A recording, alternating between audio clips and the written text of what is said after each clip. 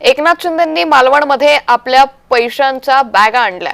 निलेश राणेंकडूनही मालवणमध्ये पैशांचं वाटप करण्यात आलं। माजी आमदार वैभव नाईक यांनी हा गंभीर आरोप केलेला आहे। पैशांच्या बॅगेचा व्हिडिओ हा व्हायरल झालेला आहे।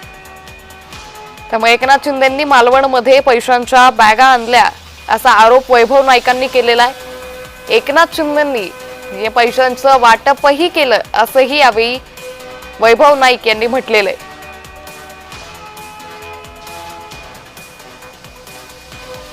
तर एकीकडे निलेश राणेंनी भाजप प्रदेशाध्यक्ष रवींद्र चव्हाण यांनी सिंधुदुर्गात येऊन पैशांचं वाटप केला असा आरोप केला आणि त्यानंतर आता वैभव नाईकांनी निलेश राणेंवरच हा आरोप केल्याचं पाहायला मिळतंय। निलेश राणेंकडूनही मालवणमध्ये पैशांचं वाटप करण्यात आलं असं वैभव नाईक म्हणाले।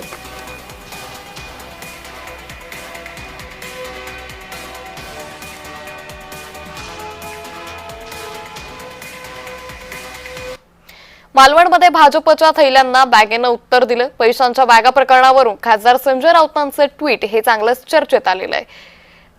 त्यामुळे यावेळी संजय राऊतांनी आपल्या ट्विटमध्ये नेमकं काय म्हटलंय पाहूयात।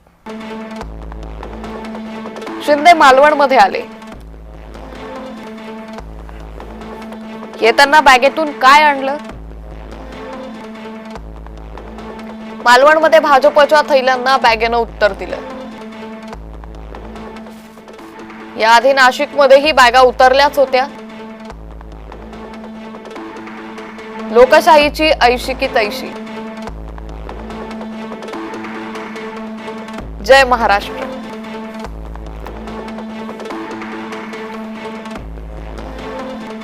त्यामुळे खासदार संजय राऊतांनीही या सगळ्या प्रकरणावरून ट्विट केल्याचं पाहायला मिळतंय। एकीकडे महायुतीमध्ये कोकणात चांगलाच वादंग पेटल्याचं पाहायला मिळतंय। यावरून महायुतीच्या वरिष्ठ नेत्यांनीही या सगळ्यावरती आपलं वक्तव्य केल्याचं पाहायला मिळालं होतं। एकीकडे सिंधुदुर्गात भाजप विरुद्ध शिवसेना हा वाद शिगेला पोहोचलेला असतानाच आता यामध्ये ठाकरे गटानं ही उडी घेतल्याचं पाहायला मिळतंय। एकनाथ शिंदेंनी मालवणमध्ये पैशांच्या बॅगा आणल्या असा आरोप वैभव नाईकांनी केलाय।